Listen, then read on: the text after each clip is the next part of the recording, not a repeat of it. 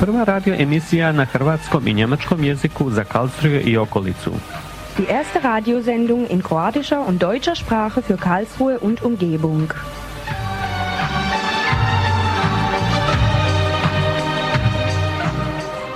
Dobar dan, poštovane slušateljice i poštovani slušatelji. Počinjemo s emitiranjem jednosatne emisije na hrvatskom i njemačkom jeziku na valovima radio postaje Quellfunk Freies Radio Karlsruhe. Guten Tag, liebe Hörerinnen und Hörer. Wir beginnen mit der Übertragung unserer einstündigen Sendung in kroatischer und deutscher Sprache auf der Welle des Querfunks Freies Radio Karlsruhe.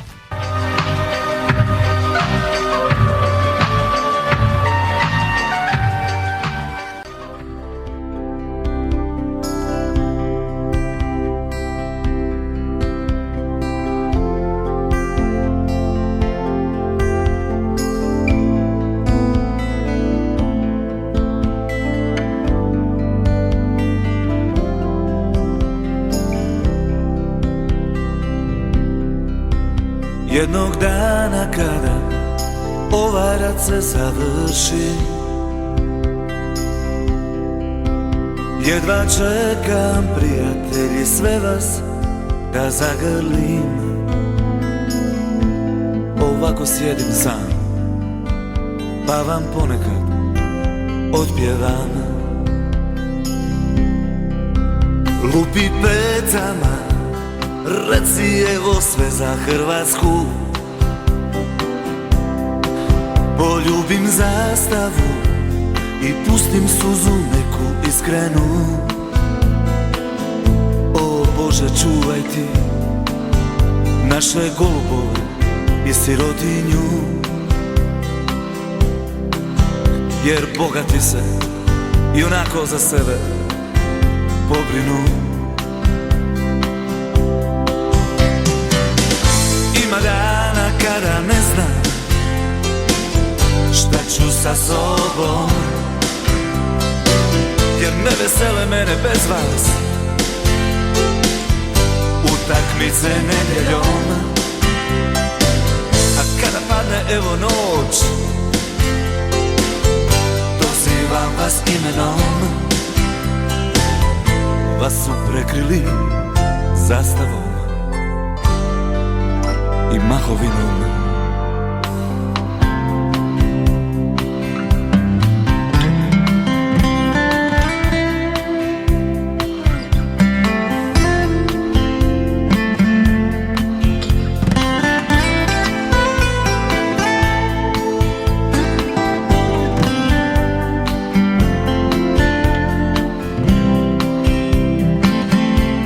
A ja sjedim sam, pa ponekad za vas otpjevam.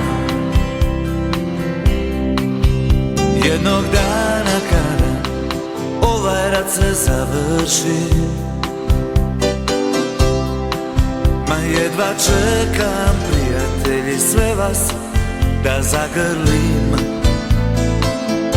O Bože, čuvaj ti naše golubove i sirotinju, jer bogati se i onako za sebe pobrinu. Ma ima dana kada ne znam šta ću sa sobom, ne vesele mene bez vas utakmice nedjeljom. A kada padne evo noć, dozivam vas imenom. Vas su prekrili zastavom i mahovinom. Lupi petama, reci evo sve za Hrvatsku. Poljubi zastavu i pusti suzu neku iskrenu. O Bože, čuvaj ti naše golubove i sirotinju, jer bogati se i onako za sebe pobrinu. Lupi petama, reci evo sve za Hrvatsku. Poštovani slušatelji, 11 je sati i dobrodošli u novu 489. radio emisiju Kroz. Drago nam je da ste i danas zajedno s nama na radio valovima.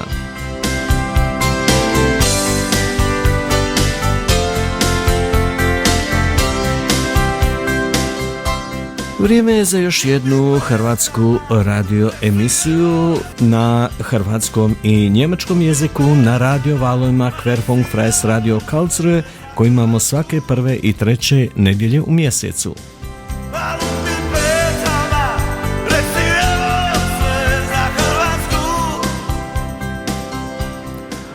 U Hrvatskoj je predizborno vrijeme za predsjedničke izbore koji se održavaju u nedjelju 22. prosinca.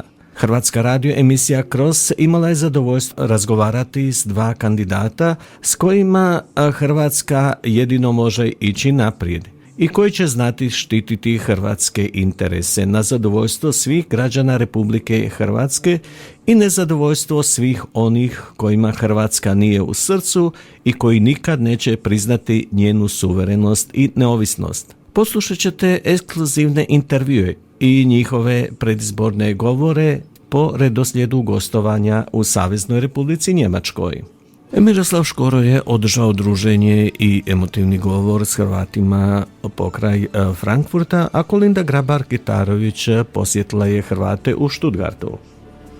Pjevat ću ti pjesmu, zemljo moja, ova će ti pjesma reći sve. Rodila sam tebi sina, isto ko što davnina.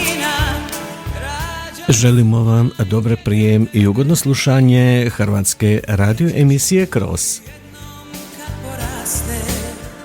Sve aktualne informacije možete pratiti na našoj Facebook stranici Radio Sendung Kroz ili na internet stranici www.kroz.de.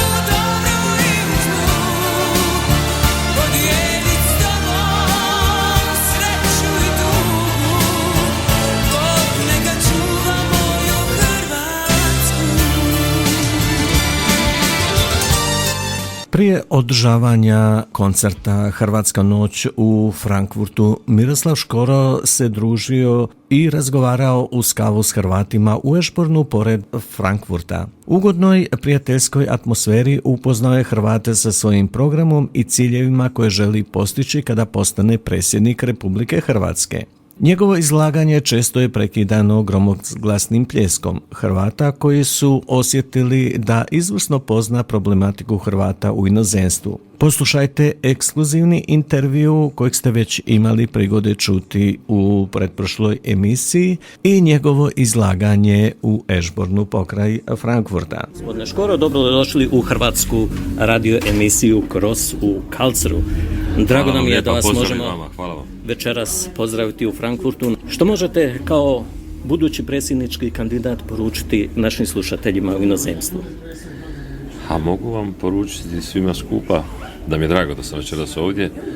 Ja mislim jedno 5. ili 6. put zaredom.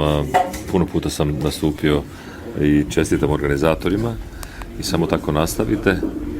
A kao kandidat mogu poručiti svima da se nadam da će u ovom mom programu prepoznati tu nužnost promjene koja bi trebala pomoći svima nama da probamo napraviti bolju domovinu i da probamo svi skupo osigurati svojoj djeci neki ljepši prostor u kojem bi mogli u budućnosti živjeti, da ne bude sve ovako protkano tom politikom i stranačkom pripadnošću.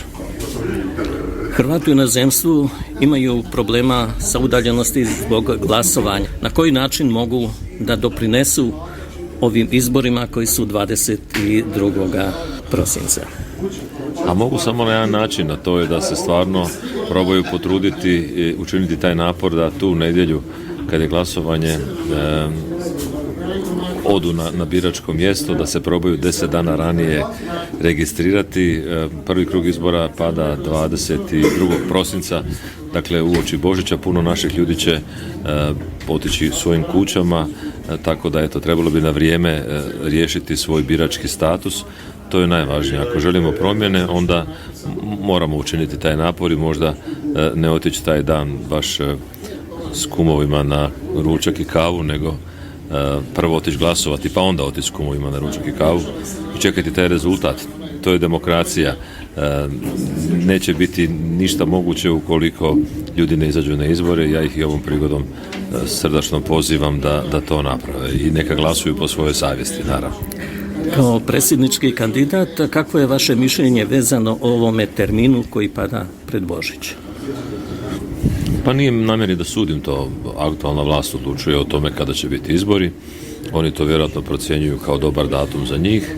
Kao što sve slažu po sebi, tako su složili i to. Međutim, birači su ti koji će odlučiti na taj dan izbora kome će dati povjerenje. Ja se nadam da će biti promjene. Čvrsto vjerujem u to i molim se Bogu da se tako nešto dogodi. Ako budete izabrani kao predsjednik Republike Hrvatske, koji je vaš prvi korak? Prvi korak je ono što sam rekao već. Prvi korak sam najavio, dakle, zahtjev za promjenom Ustava, referendum za povećanje ovlasti predsjednika države, koji bi onda u jednoj zdravoj sinergiji i suradnji sa Hrvatskim saborom stvorio nove zakonodavne uvjete da možemo funkcionirati, evo, baš na ovu temu, kao što ste sada na početku rekli, zahvat u izbornom zakonu, da olakšamo državljanima naše domovine, dakle Hrvatima, Hrvaticama i svim drugim građanima da mogu konzumirati svoje demokratsko pravo glasovanja, a ne da to bude ovako postavljeno kao da ih namjerno odbacujemo i kao da im poručujemo da nisu dobrodošli na izbore. Dakle, izbori su festival demokracije i definitivno, eto da ponovim još jednom, moj zahtjev je vrlo jasan, ja sam ga izložio u 5 točaka 23. lipnja u jednom videu koji sam objavio. Ustavne promjene su nužne, dakle prvo će biti zahtjev za referendum, pa ćemo onda to poslati u parlament. Ako ne bude prošlo u parlamentu jer treba 2/3, onda ću poslati to predsjedniku vlade. Ako ne bude ni tamo bilo sluha, onda ću ja pokušati skupiti dovoljno potpisa kao predsjednik Republike i tražit ću tu promjenu. A budu li se oglušili kao što su do sada svaki puta, onda ću lijepo konzumirati svoje ustavno pravo da izađem na izbore i onda neće biti uzalud vam trud svirači, nego laku noć svirači. Ako budete izabrani za predsjednika Republike Hrvatske, građani Republike Hrvatske će komunicirati sa institucijom predsjednika Republike ili će komunicirati sa predsjednikom Miroslavom Škorom? Ja bih volio uvijek ostati ovo što ja jesam. Ja znam da to mjesto i ta funkcija naravno ima svoje značenje, ima određene stvari koje uz to idu, ali potrudit ću se koliko god mogu da na način na koji sam funkcionirao do sad, funkcioniram i nadalje, a to je kad sam pisao te pjesme, ja sam uvijek to radio na način da sam osluškivao ljude oko sebe, osluškivao sam svoj narod. Vidjeli ste večeras na koncertu da su to pjesme koje su stvarno zaživjele sa narodom i s ljudima i ja bih volio, eto, ako Bog da i ako se to dogodi, da budem i takav predsjednik, dakle da budem uistinu glas tog naroda i da ga predstavljam u najboljem mogućem obliku. No, bit će što će biti, ne volim prejudicirati, činim sve što mogu da se dogode promjene. Večeras smo svjedočili oduševljenju publike u Fraport Areni u Frankfurtu. Možemo li se nadati da će ovako oduševljenje biti i nakon izbora? To ne ovisi o meni, to ovisi o vama i o glasačima i o slušateljima. Što god da se dogodi, bit će razloga za slavlje. Već smo sada puno napravili.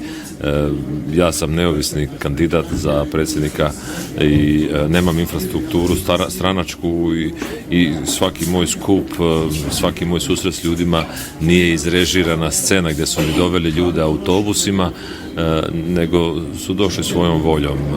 Tako da, evo, Biće što će biti. Zahvaljujemo se na razgovoru i nadamo se da će naš sljedeći susret biti sa predsjednikom Republike Hrvatske. Ja sam siguran da hoće, samo je pitanje ko će to biti. Ja se nadam da ću biti ja. Hvala Želim vam vam sve najbolje. Svako dobro, Bog.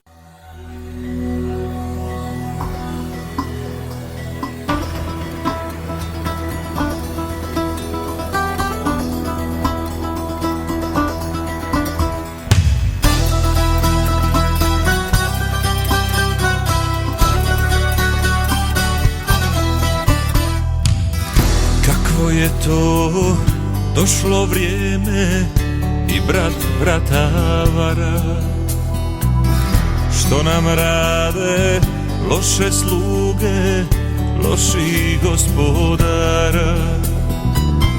Svaka laž je trn u kruni mojih predaka, a gdje je istina? Nema riječi, nema dara, niti pjesama da sakriju moju muku, moja sjećanja. Zlato daje, dušu krade, slatko progovara, buja iz nje dara. Ko to moje ime doziva, čudni ljudi čudnog imena, pa mi kunu što je svetinja, vjera,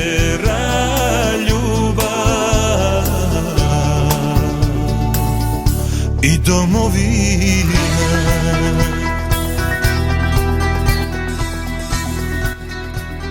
Poslušajte predstavljanje predsjedničkog kandidata Miroslava Škore 9. studenog u Eschbornu pored Frankfurta.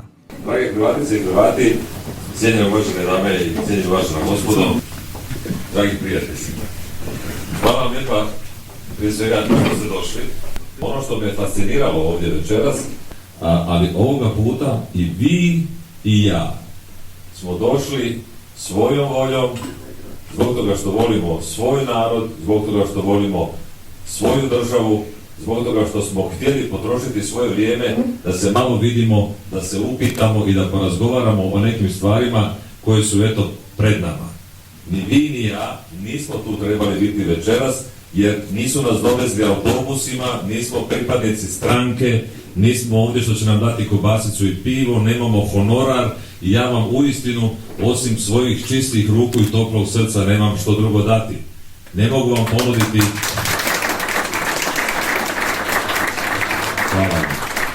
Ne mogu vam ponuditi niti mjesto zaposlenje u nekoj državnoj firmi, niti vam mogu ponuditi nekakve beneficije i ja znam da to vama ne treba. Vi ste svi ovdje, uistinu, to mogu procijeniti ovako na prvu, situirani ljudi koji su zainteresirani za svoju domovinu i za svoj narod i sudbinu svog naroda i svoje domovine, jer sam i sam pripadao vama puno puta više nego mi koji tamo živimo. Zašto? Zato što imate jedan otklon, imate jednu želju, imate ono što se zove jedna velika, bezgranična i nesebična ljubav. Ja znam što je u svakome od vas, jer sam bio na vašem mjestu. Želja za vratiti se. Ja znam kako naši ljudi reagiraju u inozemstvu. Čim nešto zarade, prvo naprave kuću tamo od kud su došli. Ovdje su spremni spavati ako treba i na podu. I u kontejneru i na klupi u parku. Toliko je u hrvatskoga čovjeka ljubavi prema svom narodu, prema svom kraju i prema svojoj domovini. Ali smo ovdje iz još jednog razloga. Ovdje smo zbog toga što nismo zadovoljni s tim smjerom u kojem nam ide domovina. Nismo zadovoljni zato što, eto, sanjali smo svoju zemlju stoljećima. Stoljećima smo sanjali svoju neovisnost. I konačno pripadamo generaciji koja je uspjela u tome da stvori svoju neovisnu državu.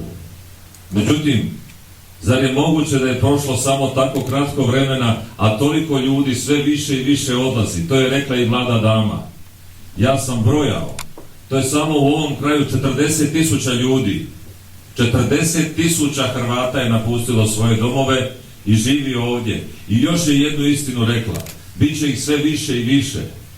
Ali ne napuštaju domovinu kao što su možda neki stariji među vama napustili iz političkih razloga ili su napustili iz ekonomskih razloga. U Hrvatskoj sada ima posla. Ja tražim i čekam po nekoliko dana da mi dođe neki majstor nešto napraviti. Ja tražim i čekam po nekoliko mjeseci da dobijem neki zdravstveni pregled. Ima posla, ima novaca, ali nema ljudi, a ljudi ne žele ostati u našoj domovini zbog toga što ne vide perspektivu za sebe i za svoju djecu. Kada ste vi i vaši odlazili, onda bi otišao otac, ali je dolazio barem za Uskrs i Božić kući. Kako smo mi to znali reći, na urlak bi došao. Ali su kod kuće bili žene i djeca. Sada odlaze cijele obitelji. Mi kao narod nestajemo. I danas meni prigovaraju. Ja sam rekao da je Hrvatska i dalje u ratu. Ne u onom klasičnom ratu i ne daj Bože da se ikada više ponovi. Citirao sam jednog američkog generala MacArthura koji je rekao svojevremeno da samo za poginulog vojnika završava rat. Rat za Hrvatsku traje i dalje. Samo je sada specijalni rat. Samo je to rat koji je demografski rat. Samo je to rat koji je gospodarski rat.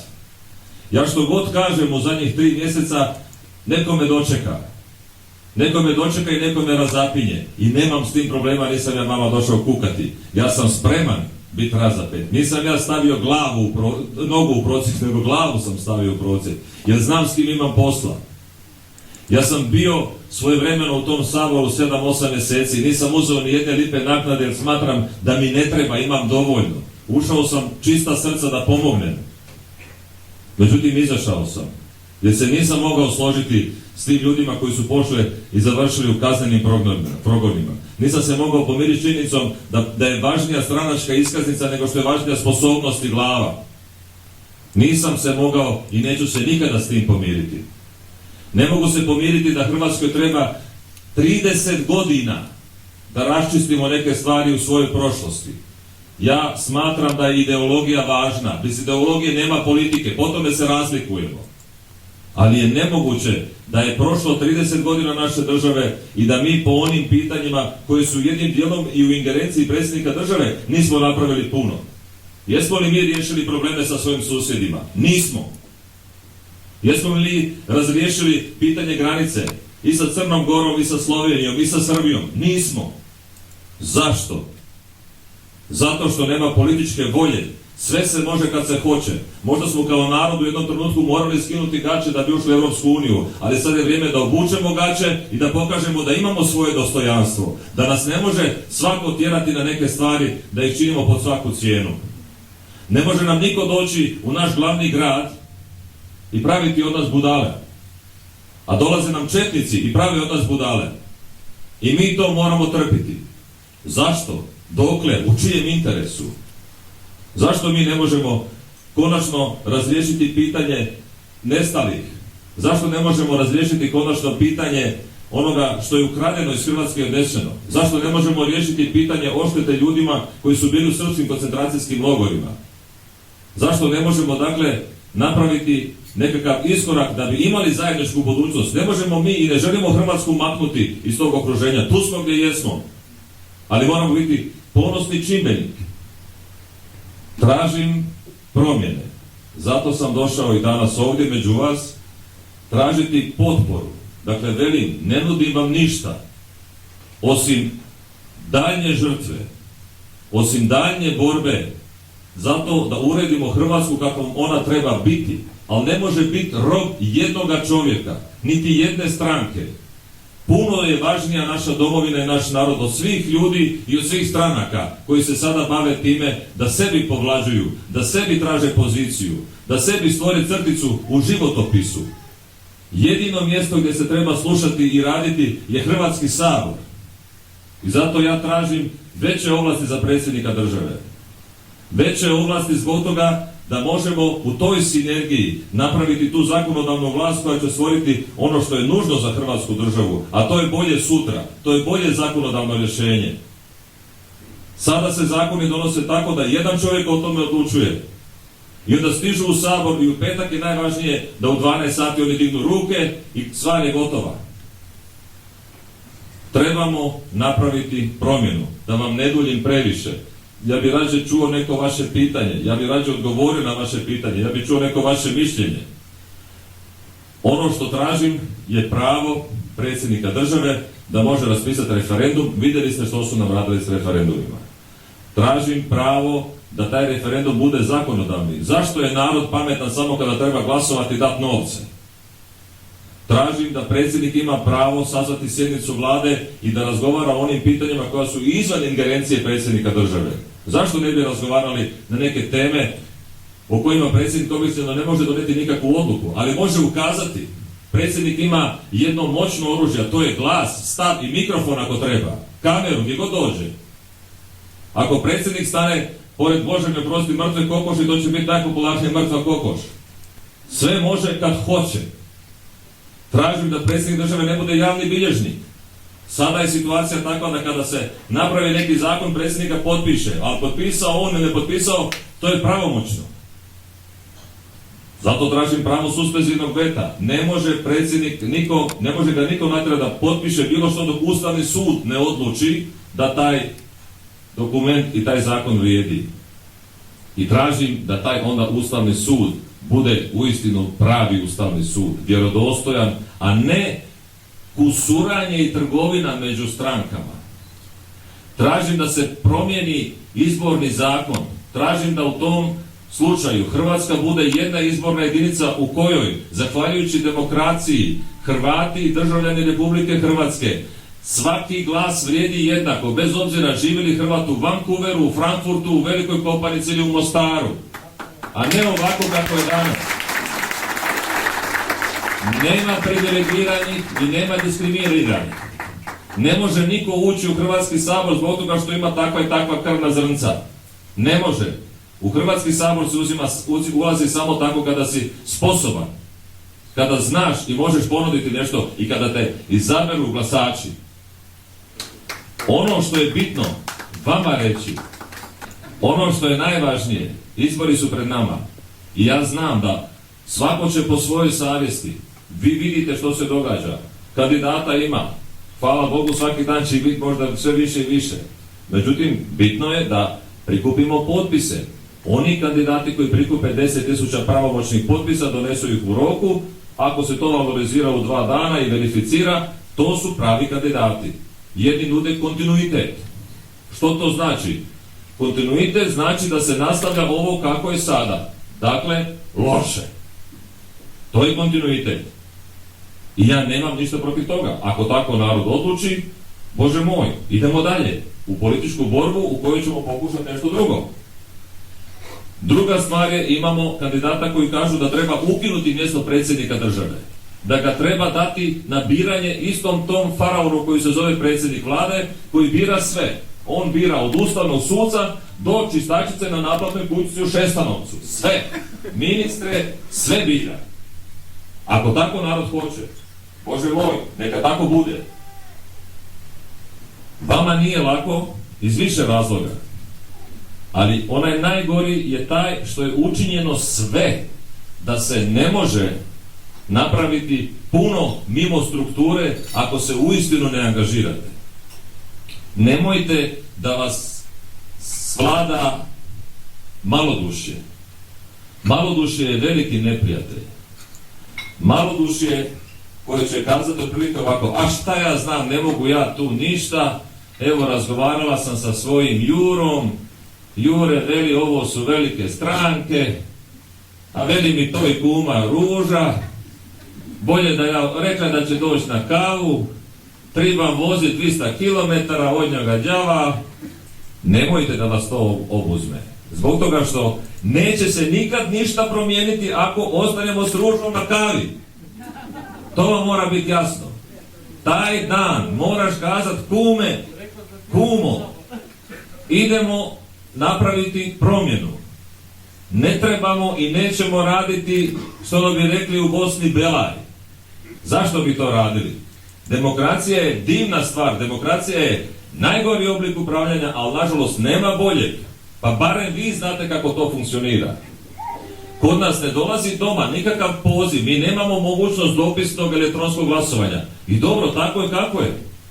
Jer je sve organizirano zato da bude malodušje i da vi kažete ja ću s Ružom na kavu. Ko će sada otra tamo? Jel' tako? Zato što nemamo svugdje diplomatsko-konzularno predstavništvo. Radio ja u diplomaciji. Znam ja kako to ide. Znam ja kako se to može napraviti kad želiš obeshrabriti narod. Ali nemojte da se to dopusti. Jer uistinu odgovornost je na svima nama. I može svako od nas kazati, dobro, ja sam jedan, što ja značim? Taj jedan možda znači tu prevagu. Taj jedan znači to da uistinu možemo napraviti promjenu. I pri tome, moram vam reći ovo, braćo i sestre, prijatelji, Hrvatice, Hrvati, dame i gospodo, ja to ne radim zbog toga što to meni nešto naročito treba u životu. To je prvo pitanje kod ovim, šta će to tebi? Iskreno govoreći, ne znam ni ja sam. Znam ja šta to treba meni. Pa ne mogu ja sa 57 godina i sa svim što sam prošao u životu i sa svim pjesmama koje sam napisao sjediti i mirno gledati kako nam propada država. Može li to iko od nas? Ima li to iko od nas pravo? Ja ću vam reći, nema. Nema zbog ove djece. Svako od nas ima svoju odgovornost. I ne samo da ima odgovornost, svako od nas ima svoju vrijednost, svako od nas ima svoju važnost. Dajte si truda. Je, komplicirano je. Tu sam prijavljen, ovdje živim, tamo mi je baba, ovdje mi je osobna, bio sam u KUP. Dođite na moju stranicu. Dođite na stranicu Državnog izbornog povjerenstva. Sve to negdje piše, samo je sakriveno. Dajte si truda. Jer je napravljeno tako da vas onemogući. Znači, ako se slučajno nekim čudom dogodi da ja ne pobjedim u prvom krugu, Bože mi pomozi, morat ćemo ići u drugi. Vi se morate 10 dana ranije prijaviti gdje ćete glasovati. Što to znači? Kako je to namješteno? 22. prosinca. Prekrasno. Za nas Hrvate, katolike, vrijeme Božića, vrijeme Adventa, vrijeme kad ćemo kući, vrijeme kad je, znaš, veselo je.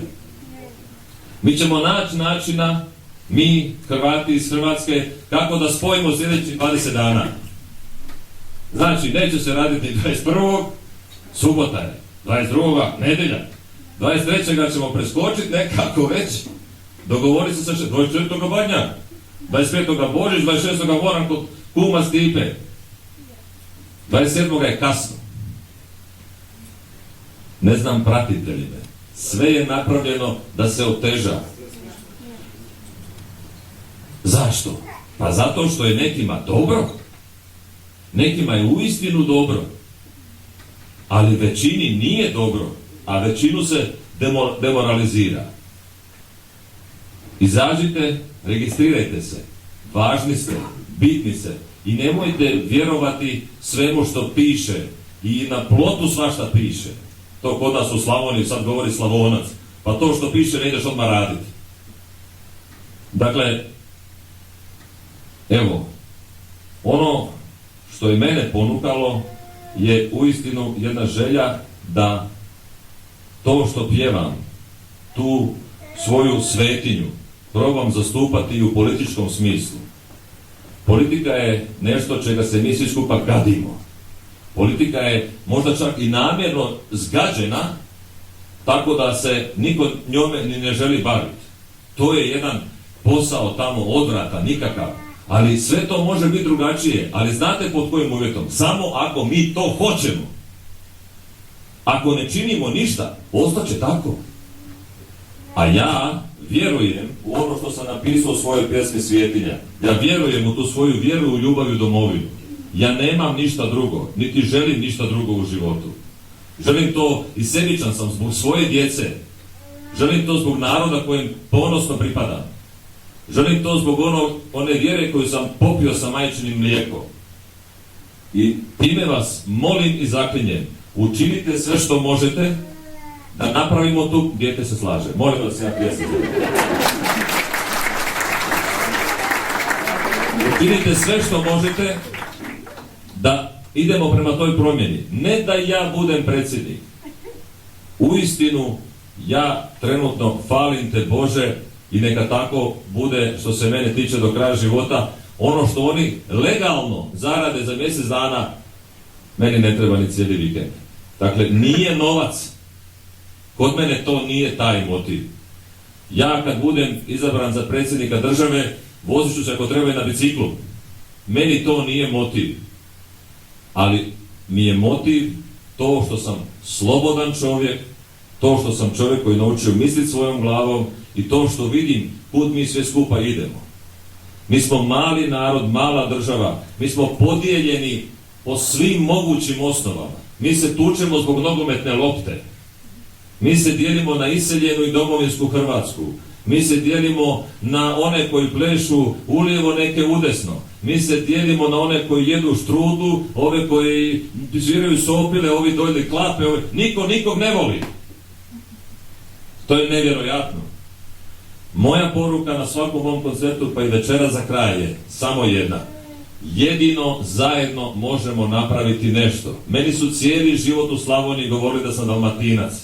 Ja sam i jedva čekao da odem u Dalmaciju, u Imotsku krajinu. Mama me je zeznula, rekla mi je da idem na more. Nema u Imotskom mora. To ne mogu promijeniti. Ali ima tunel. Pa sada, eto, imamo modro crveno jezero, tunel. I sada je u Imotskome najveći broj kuća sa bazenom. Ko je to ikad mogao vidjeti i pretpostaviti? Šta znači kad neko ima malo mozga i kad napravi neko infrastrukturalno rješenje? Dakle, onda sam došao u Dalmaciju sam sretan i znate što su mi tamo prvo rekli? Di si Slavona djevatelj? U Zagrebu sam do Tepenac iz Osijeka. U Osijeku sam naravno prodana zagrebačka duša. Među inženjerima pjevač, među pjevačima inženjer. U Hercegovinu kad dođem, onda sam kod Udovica na Janjeti.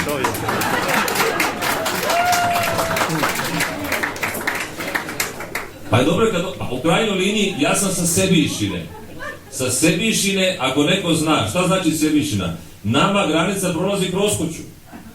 Pa oni koji znaju malo povijest, znaju kako je napravljena granica i dokle je bacao top. Znači, pustimo sad povijest. Nemojte da ulazimo u to, jer što god kažem, opet neće valjati. Ali vjerujte mi, ne treba nam to. Ne treba nam to i zato sam ja davnih godina odlučio da budem jedan vrlo mali, skromni, ali jako ponosni Hrvat. I ja to pozivam sve vas da budete. To je ono što nam treba nam zajedništvo, trebamo se prestati baviti licemjerjem. Licemjerja je neizmjerno puno kod nas. Trebamo imati mjeru u onome što radimo. I trebamo imati mudrosti. Zato nam trebaju i ljudi koji imaju malo čak možda više godina i od mene. Trebaju nam i ova djeca. Treba nam sve to skupa. Moramo početi puhati u isti rog. Ako hoćemo da nas čuju, moramo puhati u jedan rog, jer ovako pušući svako u svoj rog, neće nas čuti i bojim se da nećemo imati neku blistavu budućnost. A sve je pred nama.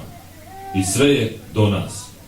Neka vas dragi Bog čuva, želim vam svako dobro i ono što ja uvijek velim na kraju, neka Bog čuva našu Hrvatsku, vratimo državu hrvatskome narodu, sad ili nikada. Hvala vam lijepo.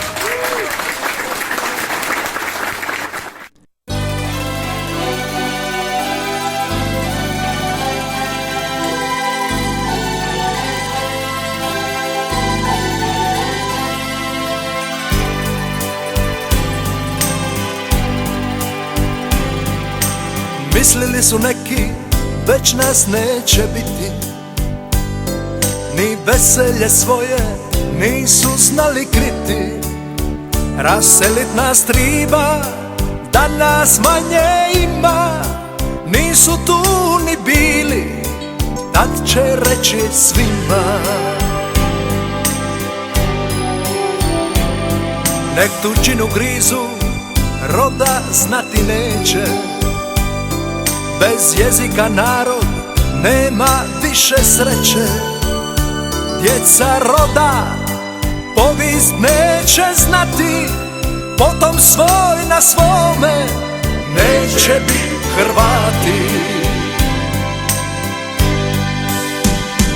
Ko na tvrdoj stini svoju povijest piše, tom ne može niko prošlost da izbriše. Varaju se i ne misle tako, što se krvlju brani, ne pušta se lako. Ko na tvrdoj stini svoju povijest piše, tom ne može niko prošlost da izbriše.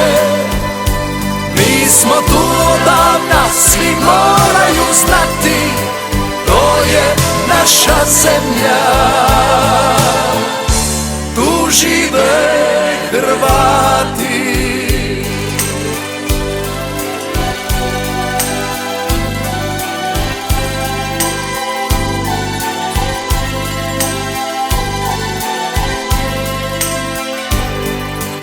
Na 30. obljetnici osnutka HDZ-a u Stuttgartu gostovala je aktualna predsjednica Kolinda Grabar-Kitarović i izaslanik predsjednika HDZ-a Andreja Plenkovića, ministar inozemnih poslova Gordan Grlić-Radman.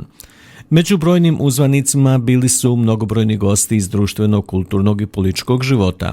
U iscrpljujućoj predizbornoj kampanji, pored svih državničkih obaveza, predsjednica je smogla snage da posjeti Hrvate u inozemstvu. U svom emotivnom govoru istaknula je ciljeve koje želi ostvariti u svome novom mandatu. Poslušajte ekskluzivni intervju za našu radio emisiju i njeno obraćanje Hrvatima. Dobro večer, gospođo predsjednice, dobrodošli u Hrvatsku radio emisiju Cross iz Karlsruhe. Hvala vam lijepa, dobra večer svima. Pozdravljam sve slušatelje i pozdravljam sve Hrvatice i Hrvate diljem Njemačke i svih ostalih država koji vas slušaju. Želim vas potaknuti da izađete na sljedeće predsjedničke izbore. Prvi krug će se održati 22.12.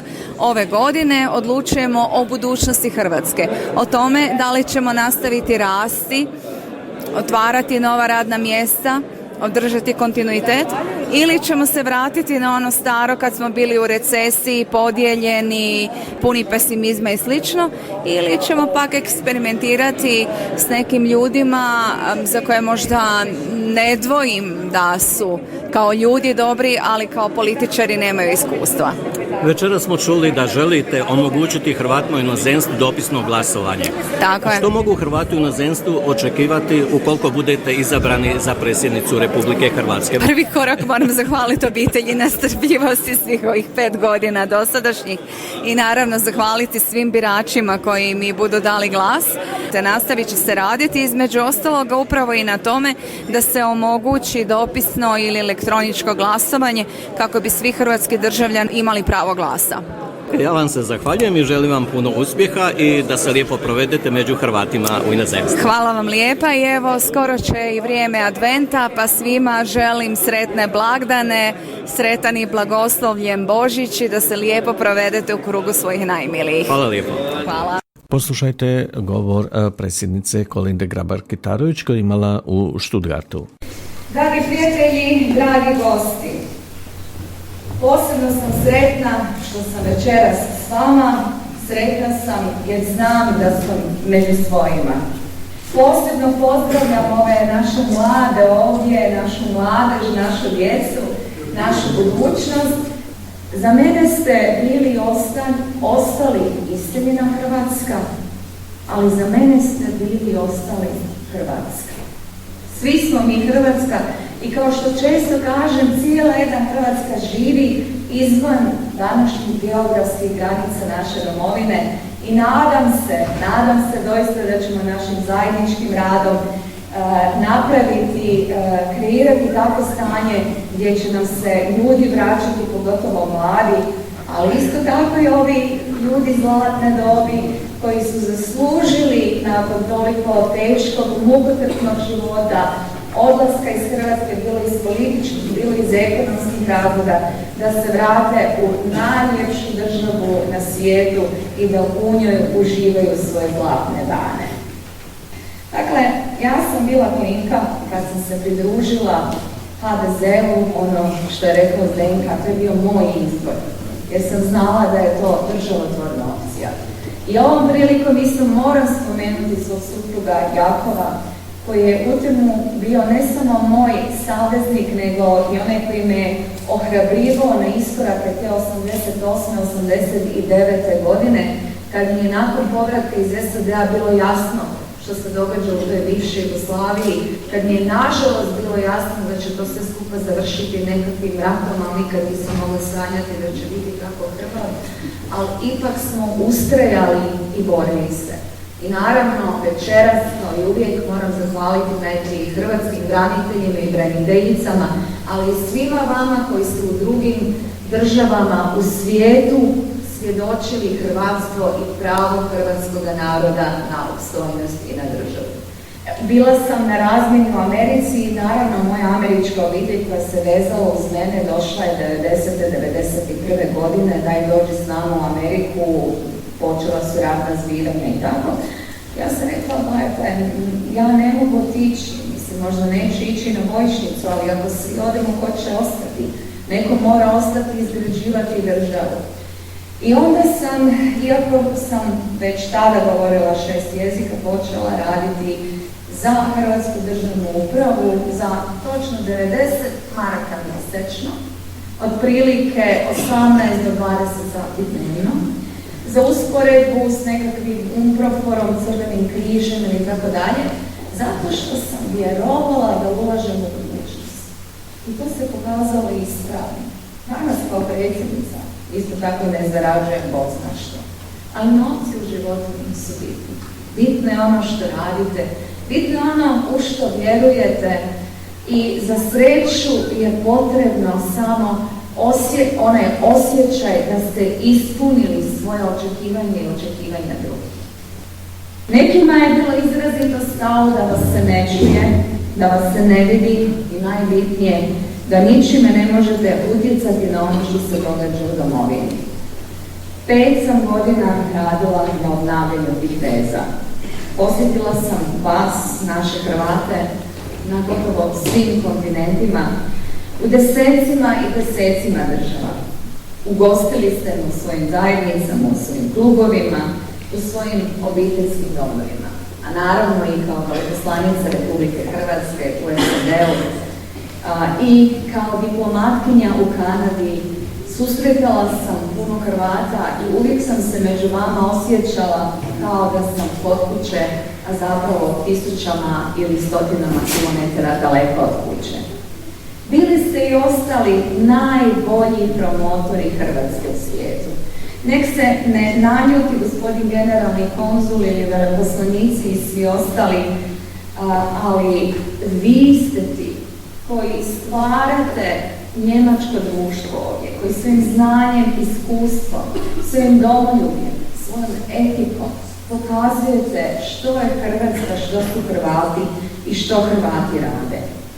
Gdje god bi Hrvati došli, brzo bi prionuli radu, privređivanju i izgradnji svojih zajednica. Ubrzo bi se etablirali u društvu u kojem su došli te postajali uspješni u gospodarstvu, znanosti i kulturi. A istovremeno, uvijek ste ostajali vjerni svojim korijenima, uvijek ste čuvali čisto ime hrvatsko i tu posebno moram zahvaliti i našim katoličkim misijama i župama koje vas okupljaju i njeguju hrvatski jezik i kulturu. Vi ste naša snaga, a ne potencijal, kako se to obično kaže, a tu snagu Hrvatska, nažalost, niti danas još ne koristi ni izbliza dovoljno. Upravo sam zato u programu za svoj drugi predsjednički mandat stavila naglasak na vas i vašu ulogu u razvoju domovine i cjelokupnog hrvatskog društva i hrvatskog bića. Moramo vas snažnije uključiti u naš gospodarski, kulturni i, ne bojmo se to reći, politički život domovine. Između ostalog, inzistirat ću na uvođenju dopisnog i elektroničkog glasovanja, jer ne možemo reći da smo svim našim ljudima osigurali jednako Ustavom zajamčeno pravo glasa, dok mnogi od vas moraju do najbližeg biračkog mjesta putovati stotinama kilometara, čekati u redovima i usto još biti ismijavani od nekih u Hrvatskoj. Žao mi je što uopće moram koristiti takav jezik, ali nažalost tako je. Nažalost ima takvih. Njihove poruge i njihova jala bit će i na ovim izborima, ali borit ćemo se. Ja ću se prije svega boriti na pravo glasa svakog državljanina Republike Hrvatske. A ovi drugi znaju da vaše povjerenje nikada neće imati, jer vas ne smatraju, nažalost, dijelom hrvatskog bića. Hrvatska je prije 5 godina bila na koljenima. Deseci tisuća ubijenih radnih mjesta i naših ljudi natjeranih u egzodus iz Hrvatske, poduzetnici, obrtnici opljačkani predstečajnim nagodbama, branitelji ponižavani i policija slana na njih, a Hrvatska nasilno gurana u nekakav region, onaj isti region iz kojeg se jedva izvukla krvavim ratom i uz ogromnu žrtvu naših branitelja i civila. Hrvatska je bila tužna, jadna, sramila se same sebe. Ta Hrvatska nije bila Hrvatska. Kada sam 2014. ušla u utrku za predsjednicu, obećala sam vam bolju Hrvatsku. Hrvatska danas jest bolja po svim pokazateljima, ali naravno ona će biti bolja tek kada to sami građani osjete u svojem životu. Gospodarstvo je prodisalo, plaće rastu, smanjeno je iseljavanje, hrvatski branitelji konačno imaju mjesto u svojem društvu koje zaslužuju. Nema više otrova onog odvratnog beznađa koje je tada vladalo. Hrvatska više nije na koljenima. Hrvatska se pridigla, nada se probudila. Za Hrvatsku se danas, budimo toga svjesni, po prvi put u povijesti u svijetu istinski zna. Zato su dakako najzaslužniji naši sportaši i ostali uglednici koji su svijetom pronijeli hrvatsko ime, te milijune ljudi diljem kugle zemaljske ostavili bez daha.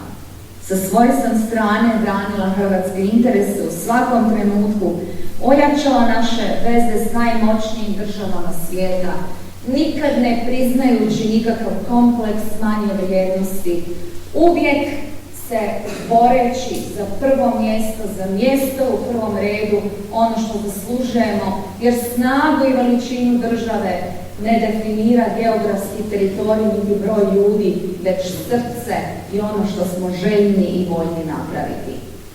Predsjednik Trump snažno je podržao inicijativu Triju mora koju sam pokrenula, te kojom sam dokazala da Hrvatska može voditi i diktirati takt, da nije neka mala država u što su nas godinama neki perfidno uvjeravali, a s predsjednikom Putinom riješila sam problem zagađenja zraka koji je trovao naše ljude u Slavonskom Brodu zbog rafinerije u Bosanskom Brodu.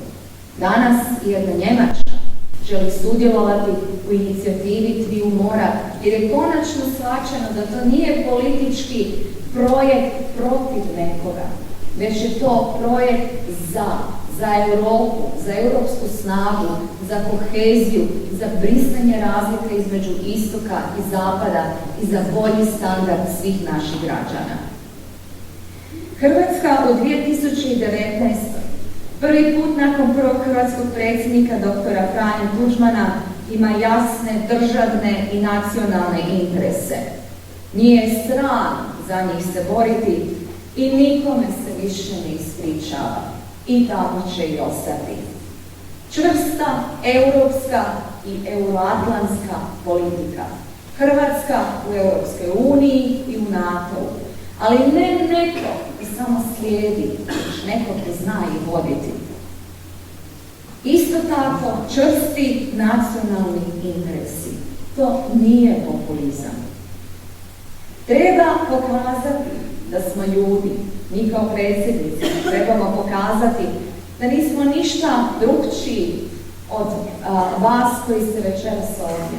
Nismo samo vašim glasovima izabrani da vama služimo. ali to ne znači da se treba odreći ni svog domoljublja, ni svog temperamenta, ni onoga u što vjerujemo, a ono u što ja posebno vjerujem jest veseliti se zajedno s vama, biti optimističan, veseliti se životu, veseliti se hrvatskoj budućnosti. A ono što pred sebe postavljam kao glavnu dužnost u sljedećih 5 godina jest ojačati hrvatsku obitelj, te podići sigurnost svi u nas pred nemirnim desetljećima koji nažalost dolaze prema Europi. Hrvatska obitelj oduvijek je srce hrvatskog društva te hrvatskog bića ma gdje se ono nalazilo. Hrvatska obitelj očuvala je hrvatsko ime u vremenima kada nismo imali državu. Hrvatska obitelj očuvala je našu vjeru u vremenima kada je križ bio lomljen i proganjan. Snaga hrvatske obitelji, njeno blagostanje, krov nad glavom i djeca koja se rađaju, djeca koja će biti hrvatska i hrvatsko kad mnogih od nas ovdje više neće biti, moj su prioritet. Blagostanje hrvatske obitelji, ono je koje odlučuje opstajemo li kao narod ili nestajemo. Naš je narod uvijek imao snažne pojedince, one najbolje među nama, no i oni su ponikli u najboljim hrvatskim obiteljima. I zato je danas u 2019. obitelj prva i posljedna crta obrane našeg opstanka, našeg rasta i hrvatske sreće. Živimo u izazovnim vremenima, nezakonite migracije, klimatske promjene, oživljavanje agresivnih nacionalističkih ideologija u našem susjedstvu i drugih opasnosti, ono su na što moramo biti spremni. Zato ću nastaviti inzistirati na jačanju hrvatske vojske, hrvatske policije te hrvatske državne granice. Nisam dopustila i neću dopustiti da se hrvatsku vojsku i hrvatsku policiju te časne institucije koje su nas obranile i dovele do pobjede i koje danas štite i njemačke i europske granice blati, vrijeđa ili razvlači po medijima. Poklonimo im se i recimo im hvala. Život i razne nedaće rastali su nas diljem svijeta. Dijele nas ponekad i stotine tisuće kilometara. No ustajemo i liježemo kao Hrvati. Ne postoje Hrvati u Njemačkoj, Hrvati u Hrvatskoj, Hrvati u Bosni i Hercegovini. Postoje samo Hrvati. Jedno smo biće i uvijek smo jedni uz druge kada je to najpotrebnije. Jer u ovome svijetu samo jedni druge i imamo. Bili ste uz mene i bila sam uz vas. I zato danas ne moram tražiti vašu potporu. Ne tražim vaš glas. Vašu sam potporu živjela i živim. Bila sam vaš glas i bit ću vaš glas. Domovina je ustala i sada je vrijeme da postane ono što zaslužuje. Ono što je suđeno. Zdrav i bogat dom za svakog Hrvata. Dom u koji se svatko od vas može vratiti. Hrvatska nije mala država. Hrvatska nije slučajna država. Hrvatska nije samo država. Hrvatska je naša država. Hrvatska je naš dom. Hrvatska je naš zavjet, naša dužnost, naša sudbina. Imamo svoju Hrvatsku, naša je i bit će onakva kakvom je sami izgradimo i kakvi zaslužujemo, jer Hrvati znaju. I zato u pobjedu za našu Hrvatsku.